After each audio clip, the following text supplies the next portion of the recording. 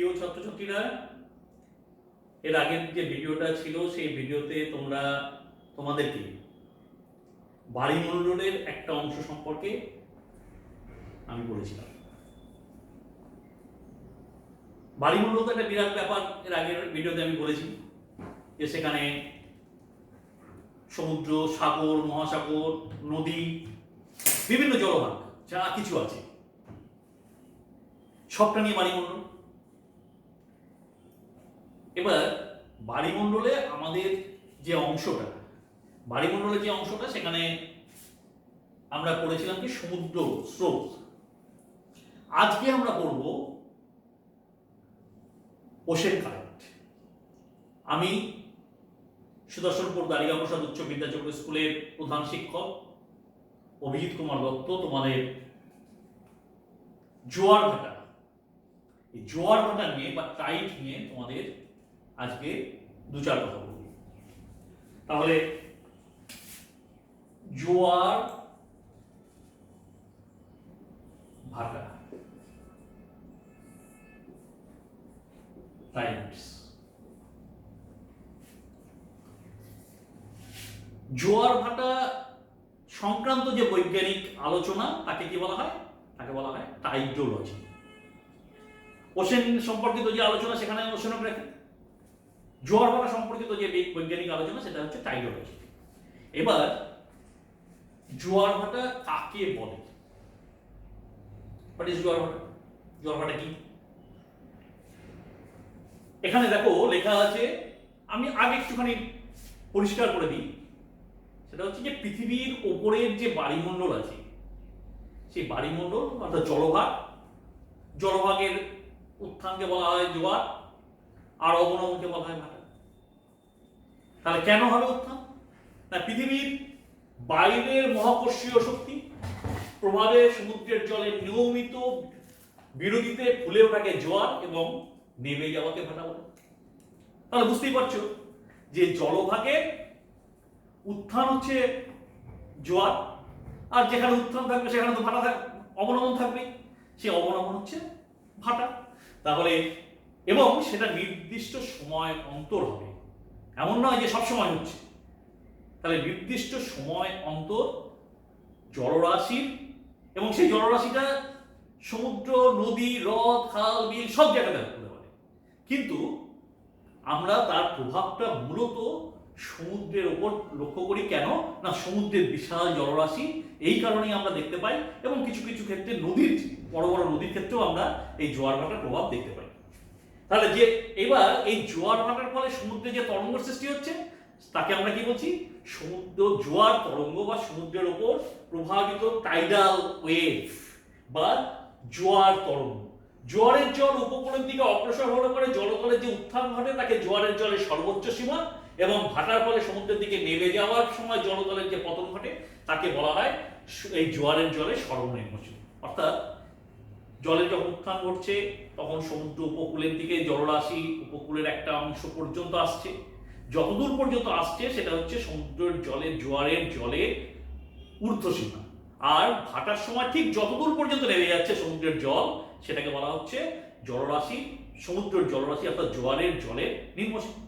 তাহলে এই হচ্ছে জোয়ার ভাটা সম্পর্কিত একটা সাধারণ আলোচনা। এবার আমাদের জানতে হবে যে জোয়ার ভাটা কাকে বলে। জোয়ার ভাটা হয়ে গেল কাকে বলে, এবার জোয়ার ভাটার কারণ কি, কেন জোয়ার ভাটাগুলো হচ্ছে? তাহলে আমরা যদি জোয়ার ভাটার সৃষ্টির কারণ, তাহলে জোয়ার ভাটা সৃষ্টির কারণ,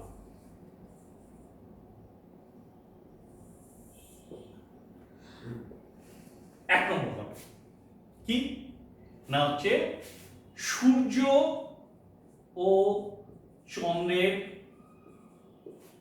আকর্ষণ বল। দু নম্বর কি পৃথিবীর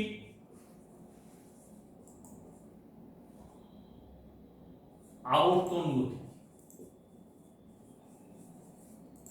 তিন নম্বর চন্দ্র ও সূর্যের বিকর্ষণ শক্তির মিলিত প্রভাব।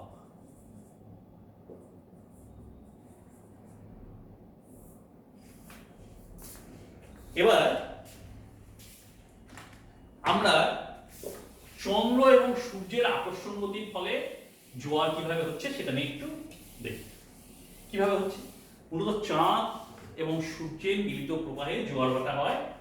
কেন হয় না, নিউটনের সূত্র তোমরা তো জানো, নিউটনের মহাকর্ষীয় সূত্র। এই মহাবিশ্বের প্রত্যেকটা বস্তু একে অপরকে আকর্ষণ করছে, এবং এই আকর্ষণ বলটা কেমন হবে না, এই আকর্ষণ বলটা হবে হচ্ছে তার আকর্ষণ, একটা বস্তুর, যে বস্তুর যতটা ভারী তার আকর্ষণ বল হবে তার সঙ্গে সমানুপাতিক, আর এই দূরত্বের সঙ্গে হবে হচ্ছে ব্যস্তানুপাতিক, অর্থাৎ দুটো বস্তুর দূরত্বের সঙ্গে হবে ব্যস্তানুপাতিক। এটা নিউটন বহু আগে বলে গেছে। এবার আমরা দেখিনি যে জোয়ার ভাটা সৃষ্টিতে সূর্য এবং চাঁদের কি প্রভাব। দুটো বস্তুর আকর্ষণ আছে, ধরো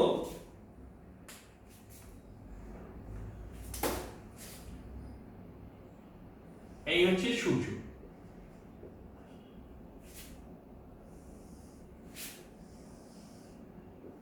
পৃথিবী আর চাঁদ।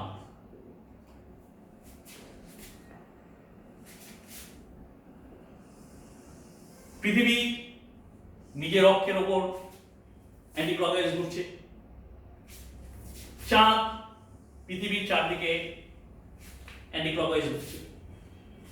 এইবার এই যে ঘুরতে ঘুরতে চাঁদ এবং সূর্য, আবার চাঁদ আর সূর্য উভয় মিলে, চাঁদ আর পৃথিবী উভয় মিলে সূর্যের চারদিকে ঘুরছে।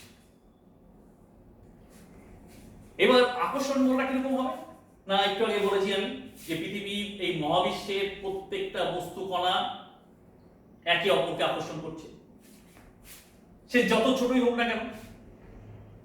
তাহলে পৃথিবী, এখানে চাঁদ, তাহলে চাঁদের একটা আকর্ষণ বল আছে পৃথিবীর ওপর, চাঁদ পৃথিবীকে আকর্ষণ করছে। আবার সূর্য এখানে দাঁড়িয়ে আছে। এবার বিষয়টা হচ্ছে যে চাঁদ আকর্ষণ করছে পৃথিবীকে, খুব ভালো কথা। সূর্য এখানে দাঁড়িয়ে দাঁড়িয়ে কি দেখবে? ও এত বড় একটা জিনিস, মহাবিশ্বের এত বড় একটা বস্তু, সে ভাবছে যে চাঁদ যদি পৃথিবীকে এই ছোট্ট জিনিসও যদি আকর্ষণ করতে পারে, আমি এত বড় বস্তু আমি আকর্ষণ করবো না? তাহলে পৃথিবী, সূর্য পৃথিবীকে আকর্ষণ করছে। তাহলে একদিকে চাঁদ আকর্ষণ করছে, আর একদিকে পৃথিবী আকর্ষণ করছে। কিন্তু আবার কার আকর্ষণ বল বেশি হবে? যার ভর বেশি, ওজন বেশি, যে বস্তু কণার আয়তন বেশি, তাহলে তার আকর্ষণ বল বেশি, খুব স্বাভাবিক কারণে। তাহলে পরে সূর্য চাঁদের থেকে প্রায় 255 লক্ষ গুণ বড়, তাহলে স্বাভাবিক কারণেই সূর্যের আকর্ষণ অনেক বেশি হবে, তাই তো? কিন্তু কিন্তু পৃথিবীর খুব কাছে কে আছে? চাঁদ। কতটা কাছে আছে? পৃথিবী থেকে চাঁদের গড় দূরত্ব ধরো 3,95,000 কিলোমিটার, আর পৃথিবী থেকে সূর্যের দূরত্ব কত? প্রায় 15 কোটি কিলোমিটার। তাহলে যেহেতু এর ভর বেশি, সূর্যের ভর বেশি, সূর্যের আকর্ষণ বল বেশি হবে, এটা স্বাভাবিক নিয়ম। কিন্তু বাড়ির কাছাকাছি আছে তো সূর্য, তাহলে পরে যেহেতু পৃথিবীর কাছাকাছি সূর্য, এ বলছে যে না বাবা, আমি আগে বেশি আকর্ষণ করি, আর তুমি অনেকটা দূরে আছো সূর্য মামা, তুমি অনেকটা দূরে থাকো। তাহলে পরে এই সূর্য পৃথিবীকে আকর্ষণ করছে, আর চাঁদের যেহেতু কাছে আছে কিন্তু ভর কম, কিন্তু তার আকর্ষণ বলটা অনেক বেশি হচ্ছে। তাহলে পৃথিবীর যে জলরাশি, সেই জলরাশি সূর্যের জলরাশিকে আকর্ষণ করবে। তাহলে এই আকর্ষণের ফলে পৃথিবীতে জোয়ার ভাটা হচ্ছে, এবং সূর্যের যে আকর্ষণ সেই আকর্ষণের ফলেও কিন্তু আকর্ষণের প্রভাবও কিন্তু হচ্ছে এখানে। নেক্সট কি, তারপর আমরা দেখছি যে পৃথিবীর যে পাশে চাঁদ থাকে সেই পাশে চাঁদ দ্বারা পৃথিবী পৃষ্ঠের সমুদ্রের জল তার নিচের দিকে মাটি, নিচের মাটি অপেক্ষা বেশি জোরে আকৃষ্ট হয়। এই কারণে চাঁদের দিকে অবস্থিত জল বেশি ফুলে ওঠে। একই সময় পৃথিবীর যে অংশ চাঁদের বিপরীত দিকে থাকে সেদিকে সমুদ্রের নিচে মাটি তার সমুদ্র উপরের জল অপেক্ষা চাঁদ কর্তৃক বেশি জোয়ারে আকৃষ্ট হয়। আবার চাঁদ থেকে জলের দূরত্ব মাটি অপেক্ষা বেশি থাকায় জলের উপর চাঁদের আকর্ষণ কম থাকে, ফলে সেখানকার জলও ফুলে ওঠে। এর ফলে চাঁদের দিকে বিপরীত দিকে পৃথিবীর সমুদ্রের জল ফুলে ওঠাকে জোয়ার বলে। জোয়ার ভাটার জন্য সূর্যের আকর্ষণ অনেকাংশে দায়ী, তবে দূরে থাকার কারণে সূর্যের আকর্ষণ চাঁদের আকর্ষণের থেকে কম কার্যকর।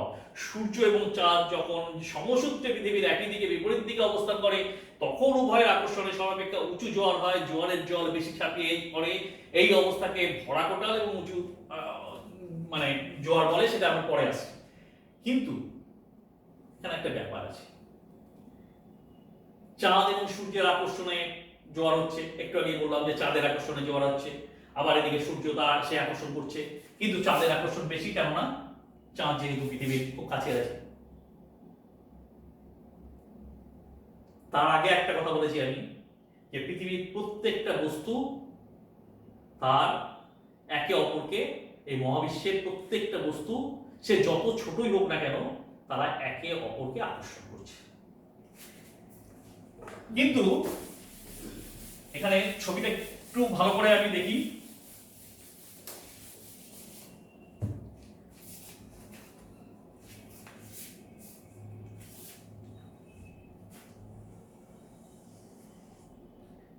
পৃথিবী,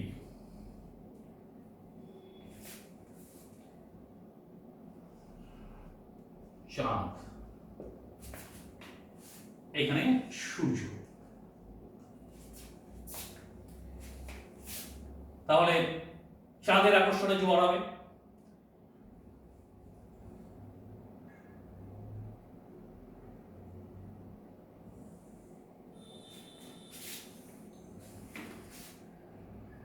এখানে জোয়ার হচ্ছে, এখানে সূর্য আছে সেও আকর্ষণ করছে, তাহলে এখানে জোয়ার হবে। কিন্তু না, কোথায় জোয়ার হবে? ঠিক চাঁদের আকর্ষণে যেখানে জোয়ার হচ্ছে তার ঠিক বিপরীত দিকে, অর্থাৎ বৈপরীত্যিক স্থানে জোয়ার হবে। চাঁদের আকর্ষণে যে জোয়ার হচ্ছে সেটা মুখ্য জোয়ার, আর এই পাশে আমরা বলছি গৌণ জোয়ার। সেটা যখন জোয়ার ভাটা করবো, জোয়ারের যখন শ্রেণী বিভাগ করবো তখন আমরা আসছি সেই জায়গাতে। তাহলে কেন হচ্ছে এইটা একটু বলি। ওই সেই সূত্র আবার, পৃথিবীর এই মহাবিশ্বের প্রত্যেকটা বস্তু একে অপরকে আকর্ষণ করছে। তাহলে চাঁদ পৃথিবীকে আকর্ষণ করছে, একটা গল্প বিষয়। ধরো এক ছাত্র, সে প্রাচীনকালে এক ছাত্র গুরুগৃহে গেছে, গুরুগৃহে গিয়ে পড়াশোনা করেছে, পড়াশোনা শেষ দিন, পড়াশোনা হয়ে গেছে। এবার পড়াশোনা হয়ে যাওয়ার পর সে তো এবার বাড়ি চলে যাবে। আগেকার দিনে তো গুরুগৃহে গিয়ে পড়াশোনা করতে হতো, গুরুগৃহ থেকে বাড়ি ফিরে যাবে। শেষ দিনে পড়াশোনা যখন সব শেষ, তখন গুরুদেব বলছে যে এসো আমরা দুজনে একটা খেলা খেলি। কি খেলা? শিষ্য তো খুব আনন্দিত যে গুরুদেব আমার সঙ্গে খেলবে, যে তোমার যে পড়াশোনার যে চারদিকে যে মানে যে পড়াশোনার যে জ্ঞান অর্জন সে তো হয়ে গেছে, এবার খেলা, সে খেলার দিক জ্ঞান অর্জন আমরা একটু করে ফেলি। এবার গুরুদেব আর ছাত্র দুজনে মিলে খেলছে। কিরকম খেলা? গুরুদেব তার তো ওজন বেশি, বেশ নবকান্তি চেহারা, গুরুদেবের ওজন 100, আর ছাত্র যে সে তো ছোট্ট, একদম তার ওজন 20 কেজি। এবার গুরুদেব মাঠের মধ্যে গিয়ে বললো যে তুমি আমার হাত ধরো। ছাত্রকে বললো, শিষ্যকে বললো তুমি আমার হাত ধরো। দিয়ে এবার শিষ্য গুরুদেবের যে হাত ধরেছে, গুরুদেব শিষ্যকে নিয়ে চারদিকে ঘুরছে, ঘুরছে ঘুরছে আস্তে আস্তে ঘুরতে ঘুরতে সেকেন্ডে 300 কিলোমিটার বেগ, প্রচন্ড জোরে ঘুরছে। ঘুরতে ঘুরতে এবার গুরুদেবের মনে হলো যে এবার হাতটা একটু ছেড়ে দিল। যেই হাতটা ছেড়ে দিল, কি হবে, শিষ্য গিয়ে বেশ কিছুটা দূরে গিয়ে পড়লো। গুরুদেব কিছু বলার নেই, শিষ্য জামা কাপড় ঝাপতে ঝাপতে উঠে এলেন। এর মধ্যে যেই গুরুদেব হাতটা ছেড়ে দিয়েছে, গুরুদেবও কিন্তু কিছুটা পিছিয়ে গিয়ে পড়ে গেছে। ছাত্র বলছে, শিষ্য বলছে যে আচ্ছা গুরুদেব, আপনি তো বলেছিলেন যে আমাকে হাত ধরতে, আমি হাত ধরেছি, আপনি ঘোরাচ্ছেন, আমি ঘুরছি, আপনি তো এক জায়গাতে দাঁড়িয়ে আছেন, আপনি তো আমার হাতটা ছেড়ে দিলেন, তাহলে পরে আমি না হয় পড়ে গেলাম, আপনি কেন পড়ে গেলেন? ঠিক কথাই। তখন গুরুদেবের মাথায় একটা ভাবনা এলো, ঠিক তো, কেন পড়ে গেলাম আমিও? প্রত্যেকটা বস্তু একে অপরকে আকর্ষণ করছে। চাঁদ পৃথিবীকে আকর্ষণ করছে, পৃথিবী চাঁদকে আকর্ষণ করছে নিজের নিজের ভর অনুযায়ী।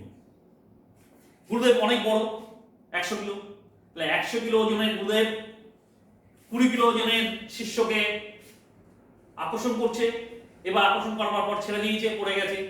কিন্তু তার সঙ্গে সঙ্গে শিষ্যর যে 20 কিলো, তারও তো একটা আকর্ষণ ছিল। তাহলে কি হবে না, চাঁদ শিষ্য, পৃথিবী হচ্ছে গুরুদেব। তাহলে দুজনে দুজনকে আকর্ষণ করছে এবং সেই আকর্ষণের প্রভাবে দুজনে দুজনের দিকে ঘুরছে। এইবার চাঁদের যে আকর্ষণ বল, একটা আকর্ষণ বল আছে, আর তাহলে পৃথিবীর কেন্দ্র, তাহলে পৃথিবীর কেন্দ্রের দিকে চাঁদের যে আকর্ষণ বল, আর কোথায় সেটা অবস্থান করবে না, মোটামুটি ভাবে সেটা চাঁদ পৃথিবীর ঠিক ভেতরে, অভ্যন্তরে অবস্থান করবে। সেটাকে বলা হচ্ছে common centre of gravity. Common centre of gravity. এই কমন সেন্টার অফ গ্র্যাভিটি কি করবে না, চাঁদ যখন যেদিকে যখন যেভাবে অবস্থান করবে, তার centre of common centre of gravity সেদিকে ঘুরতে থাকবে পৃথিবীর চারদিকে। এইবার তাহলে পরে কি হলো, আর একটা জিনিস মনে রাখতে হবে যে এই যে পৃথিবীর যে সেন্টার অফ গ্র্যাভিটি, এই centre of gravity common centre of গ্র্যাভিটির দিকে সবসময় ঝুঁকে থাকবে। ফলত কি হচ্ছে যে পৃথিবী, এই ধরো এখানে চাঁদ আছে, এখানে সূর্য আছে, তাহলে চাঁদের প্রভাবে এখানকার জল, এখানে সেন্টার অফ গ্র্যাভিটি আছে, তাহলে এই পাশে গ্র্যাভিটি অনেক বেশি, এই অঞ্চলে আকর্ষণ বল অনেক বেশি, আকর্ষণ বল অনেক বেশি হওয়ার ফলে এই অঞ্চলে সমুদ্রের জল অনেকটা বেশি ফুলে উঠবে। ঠিক এইখানেই হচ্ছে পৃথিবীর আবর্তন গতির প্রভাব।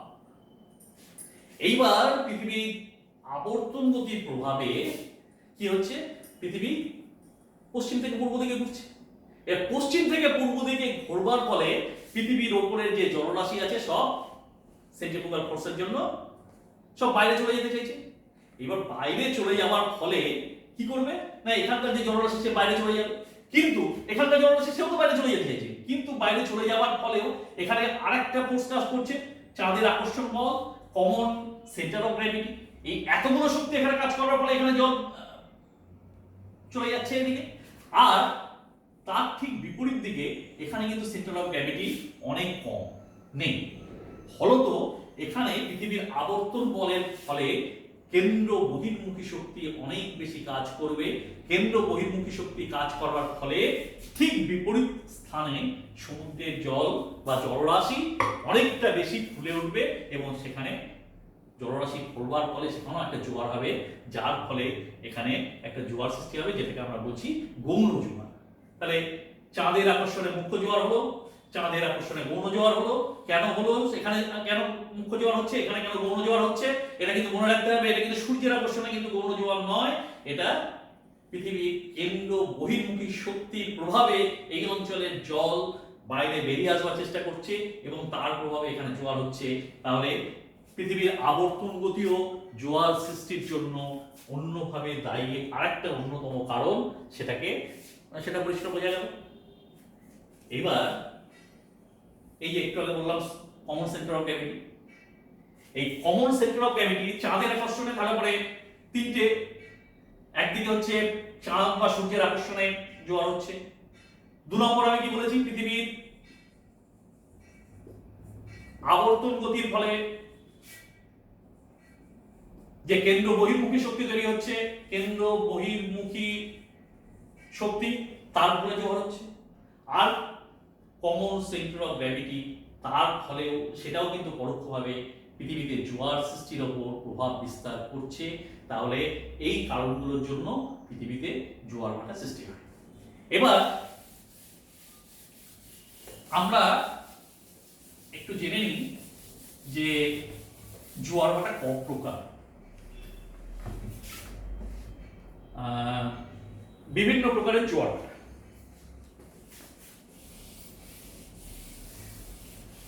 আমি পড়াতেই তোমাদেরকে বলেছি যে মুখ্য জোয়ার, গৌণ জোয়ার।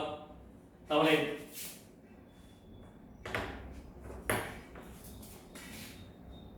জোয়ার ভাটা শ্রেণী বিভাগ।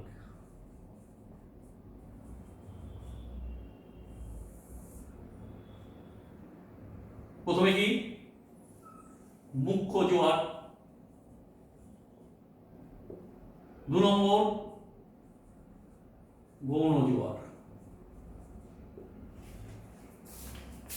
কিভাবে হচ্ছে, কেমন অবস্থানে থাকছে একটু আগে আমি দেখিয়েছি। যে ধরো এটা পৃথিবী, এখানে সূর্য, এখানে চাঁদ। তাহলে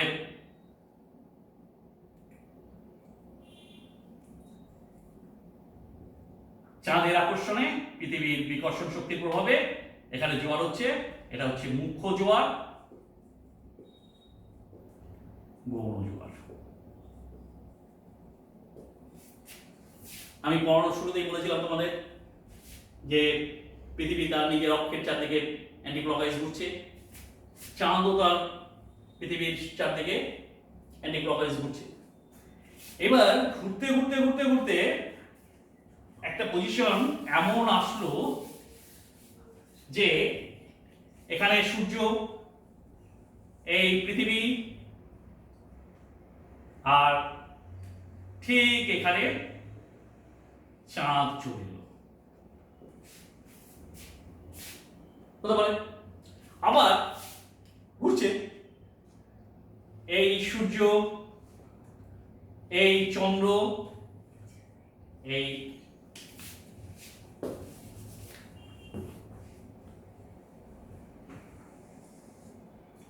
পৃথিবী, এরকম আসতে পারে। দেখো কিরকম ইন্টারেস্টিং ব্যাপার।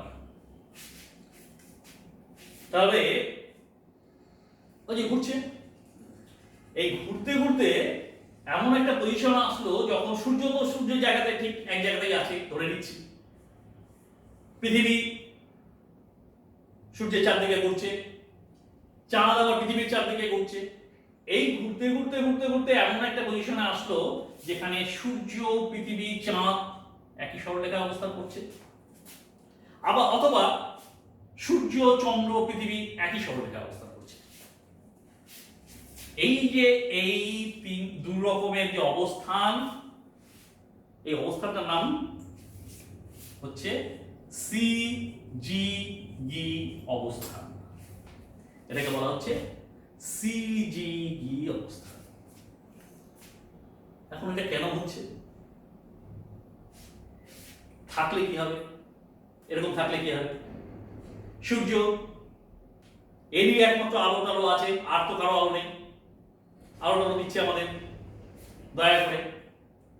চাঁদ এত সুন্দর রাত্রেবেলা দেখতে, কিন্তু নিজের তো আলো নেই। আলোটাকে দিচ্ছে সূর্য দিচ্ছে। তাহলে চাঁদের আলোকে সূর্য দিচ্ছে, কিন্তু মাঝখানে ঘুরতে ঘুরতে এমন একটা পজিশন চলে আসলো, মাঝখানে কি হবে? তাহলে মাঝখানে পৃথিবী আসলে পরে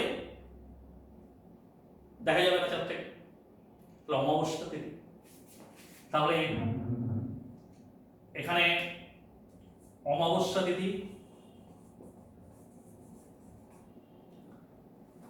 আবার এই পজিশন যদি আসে তখন সেটাকে পূর্ণিমা তিথি।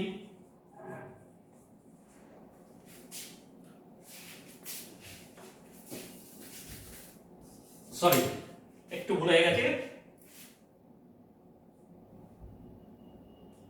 চন্দ্র পৃথিবী সূর্য, 1 মিনিট, এটা হবে পূর্ণিমা তিথি, এটা হবে অমাবস্যা তিথি। এবার কি দাঁড়াবে তাহলে, ব্যাপারটা কি দাঁড়াবে? ওই সেই আকর্ষণ বল আর বিকর্ষণ বল, এইরকম একটা অবস্থা যদি থাকে তাহলে পরে পৃথিবীর পূর্ণিমা, প্রথমে অমাবস্যা তিথিতে দেখি, অমাবস্যা তিথিতে চাঁদের আকর্ষণ বল, সূর্যের আকর্ষণ বল। এবার চাঁদের আকর্ষণ বল কত, সূর্যের আকর্ষণ বল কত মনে রাখবে, প্রায় 1.5। অর্থাৎ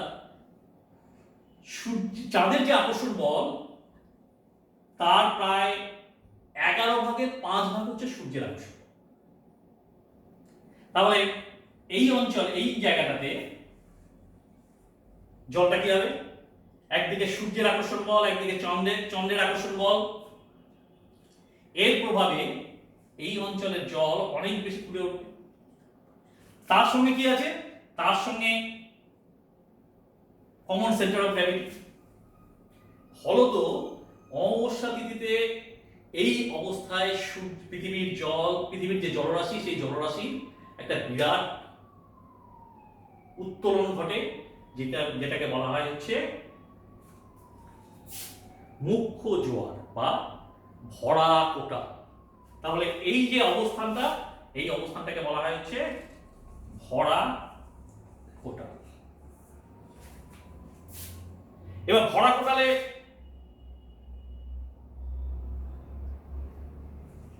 একদিকে দুরকম অবস্থান থাকতে পারে, একদিকে সূর্য পৃথিবী চাঁদ পূর্ণিমার অবস্থান থাকতে পারে, আবার সূর্য চন্দ্র পৃথিবী এরকম একটা অবস্থান থাকতে পারে। এই যে দেখো এখানে ভরা কোটালে বলা হচ্ছে যে পৃথিবীর সব জায়গায় সব দিনে জোয়ারের পরিমাণ একই থাকে না, তিথি অনুসারে জোয়ার বাড়ে বা কমে। অমাবস্যা এবং পূর্ণিমা তিথিতে সূর্য এবং চন্দ্রের মিলিত বলের টানে যে তীব্র জোয়ার সৃষ্টি হয় তাকে বলা হয় ভরা জোয়ার বা তেজ কোটাল বা ভরা কোটাল। তাহলে অমাবস্যা বা পূর্ণিমা তিথিতে এই অঞ্চলে যে জোয়ার ভাটা, সেই জোয়ার ভাটার একটা অবস্থান বোঝা গেল। পূর্ণিমা তিথিতে তো তাই হচ্ছে।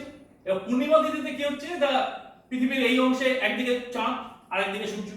এবার সূর্যের একটা আকর্ষণ বল যদি একই সরলরেখাতে অবস্থান করে, লিনিয়ার অবস্থান করে যদি, তাহলে অ্যাক্রোইটিক অবস্থানের ফলে পৃথিবীর যে অংশ সূর্যের চাঁদের সামনে আসবে সেখানে জোয়ার তৈরি হবে, আর তার ঠিক বিপরীত স্থানে পৃথিবীর কেন্দ্র বহির্মুখী শক্তির প্রভাবে জোয়ার তৈরি হবে। আবার সূর্যের আকর্ষণ বলের প্রভাবেও এখানে জোয়ার তৈরি হবে। তাহলে এই যে জোয়ার ভাটা এর প্রভাবে এই অঞ্চলে একটা জোয়ার তৈরি হচ্ছে, কিন্তু মনে রাখবে অমাবস্যা তিথির জোয়ারের মতো কিন্তু এত শক্তিশালী জোয়ার পূর্ণিমা তিথিতে হয় না, তুলনামূলকভাবে কম শক্তিশালী হয়। তাহলে দুরকম পজিশন গেল।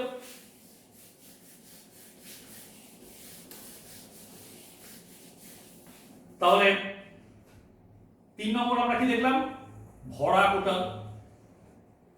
ভরা কোটালে দুটো তিথিতে দুরকম, এক হচ্ছে অমাবস্যা তিথিতে আর এক পূর্ণিমা তিথিতে।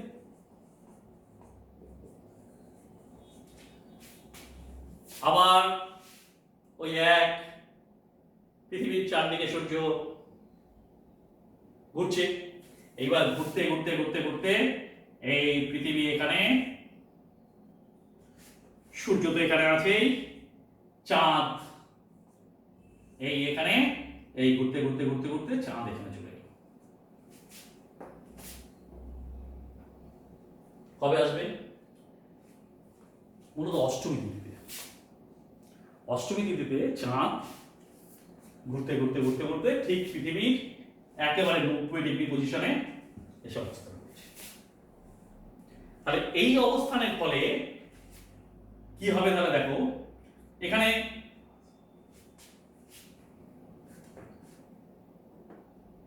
পৃথিবীর জল ফুলে উঠবে, এখানে জোয়ার তৈরি হবে।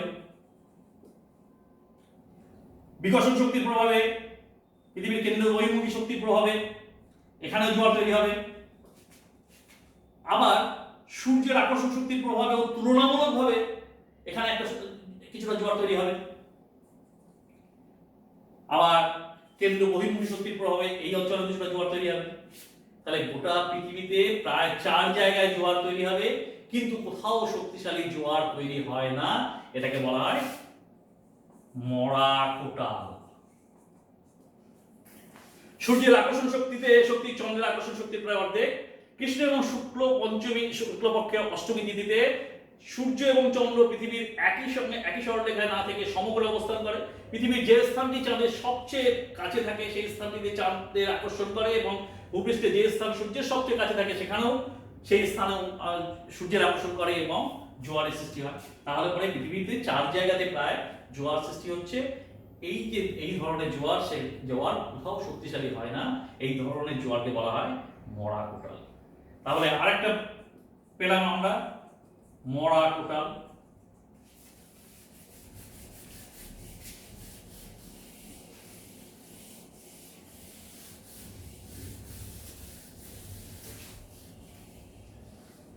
তাহলে সিজিগি আমরা দেখেছি।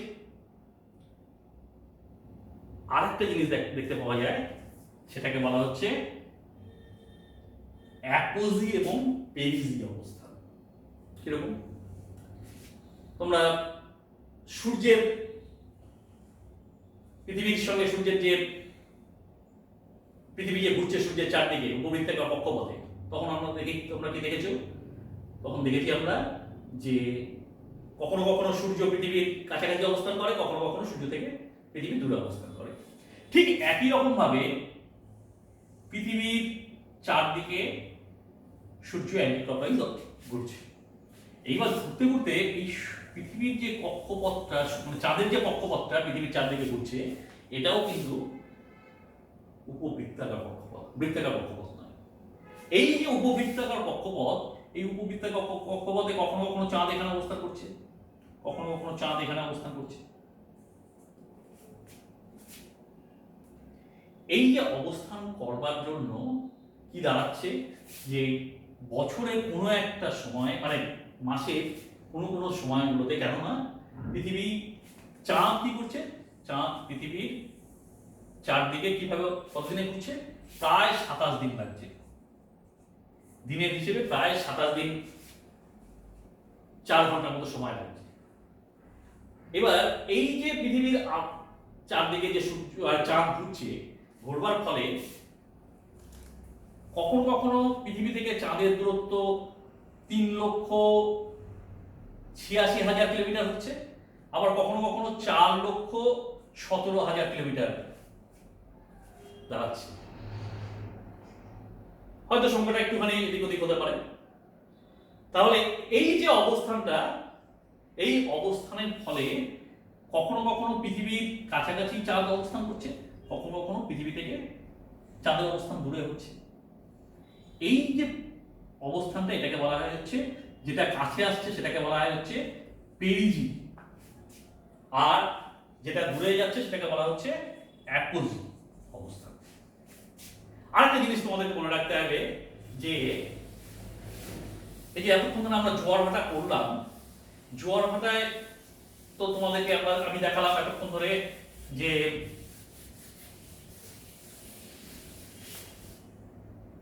এই পৃথিবী,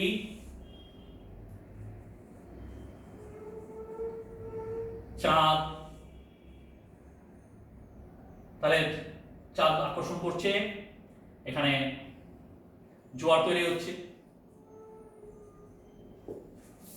ধরো তুমি এখানে দাঁড়িয়ে আছো,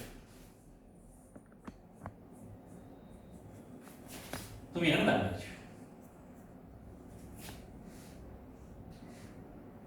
তাহলে আজকে তুমি এখানে দাঁড়িয়ে আছো, তোমার এখানে জোয়ার হয়েছে।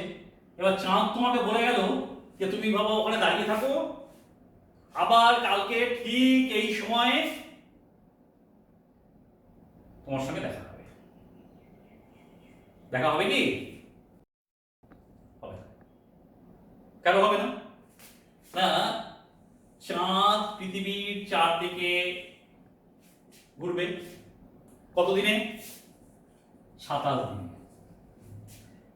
আর পৃথিবী কি চুপচাপ বসে থাকবে যে চাঁদ আসবে বলেছে আমি একটু দাঁড়িয়ে থাকি এখানে? তা তো নয়।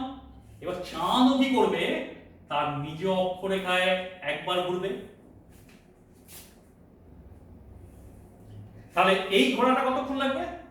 প্রায় 23 ঘন্টা 56 মিনিট 24 সেকেন্ডের মতো লাগবে, প্রায় 24 ঘন্টার মতো লাগবে।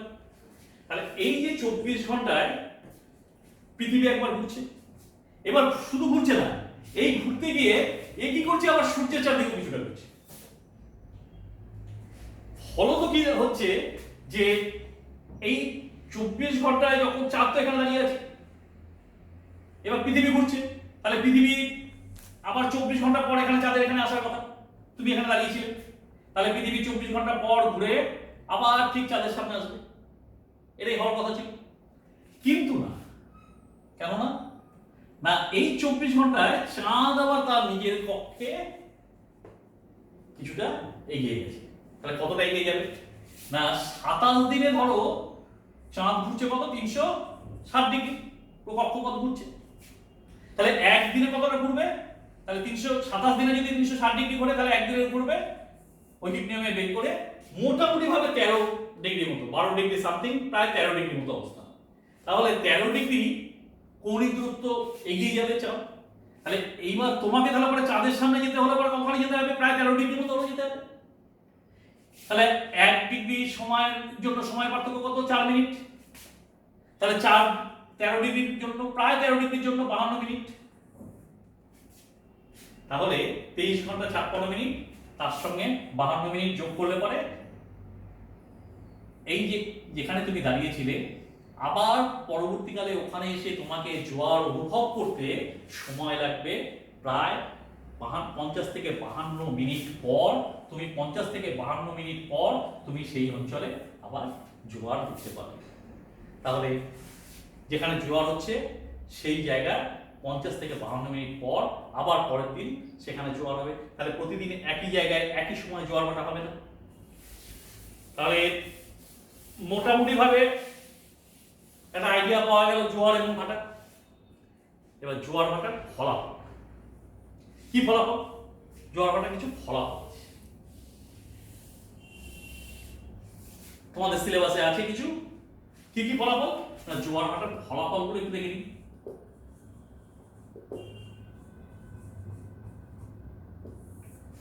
প্রথমত হচ্ছে যে জোয়ারের ফলে জলের উত্থান ঘটে, বাড়ে না কিন্তু জল, এমন না যে জল আয়তনে বেড়ে যাচ্ছে, জল বেড়ে জলের উত্থান ঘটছে। ফলত কি হচ্ছে যে নদী বন্দরগুলোতে জাহাজ চলাচলের সুবিধা হচ্ছে। এটা জোয়ার ভাটা একটা বিরাট সুবিধা। জোয়ারের সময় নদীতে জাহাজ নৌকো এরা জোয়ারকে অনুসরণ করে তাদের চলাচলের রাস্তা ঠিক করে বা চলাচলের সময় ঠিক করে। জোয়ারের ফলে কি হয় না, নদীর খাড়িগুলোতে জোয়ারের জল ঢুকে যাওয়ার ফলে অনেক সময় হয় যেটা মিষ্টি জলের নোনতা জলের মাছ নদীর খাড়িগুলোতে মিষ্টি জলের মধ্যে ঢুকে যায়। এবার আবার মিষ্টি জলের মাছ অনেক অংশের নদীর সমুদ্রের নোনতা জলের মধ্যে ঢুকে যায়, যার জন্য আমরা ইলিশ মাছ পাই। সবার প্রিয় ইলিশ মাছ। এই জোয়ার ভাটার একটা অন্যতম কারণ, এই সময়টাতে এই সমুদ্রের কাছাকাছি ইলিশ মাছ আসে এবং সেগুলো জোয়ারের জলে অনেকটাই নদীর খাড়িতে ঢুকে যায়। এগুলো নদীতেও অনেক সময় ইলিশ মাছ পাওয়া যায়, যেহেতু যদিও সমুদ্রের সামুদ্রিক মাছ ইলিশ। আর কি হয় না, জোয়ারের ভাটার ফলে একটা ক্ষতিও। কিরকম ক্ষতি হয় না, যখন প্রচুর জোয়ার মানে জোয়ারের জল যখন প্রচুর স্ফীতি ঘটে, তখন আশেপাশে সমুদ্র তীরবর্তী অঞ্চলে আশেপাশে জোয়ারের জল ঢুকে গিয়ে সেখানে নোনতা জল সেই জমিতে ঢুকে যায়, চাষবাসের ক্ষতি করে। চাষবাসের অনেক সময় ক্ষতি হয় এই নোনতা জলের জন্য, নোনা জলের জন্য। এগুলো জোয়ার ভাটার মূলত প্রভাব। এই হচ্ছে তোমাদের জোয়ার ভাটা সংক্রান্ত একটা আলোচনা। আগামী দিনে তোমরা আরো এরকম ভিডিও পাবে আমাদের যে স্কুলে ইউটিউব চ্যানেল আছে সেই ইউটিউব চ্যানেলে সাবস্ক্রাইব করলে পরে তোমরা এরকম আরো অসংখ্য ভিডিও পাবে। আশা করি তোমাদের ভালো লাগবে। তোমরা ভালো থেকো, সবাই সুস্থ থেকো, বাড়িতে থেকো। ধন্যবাদ।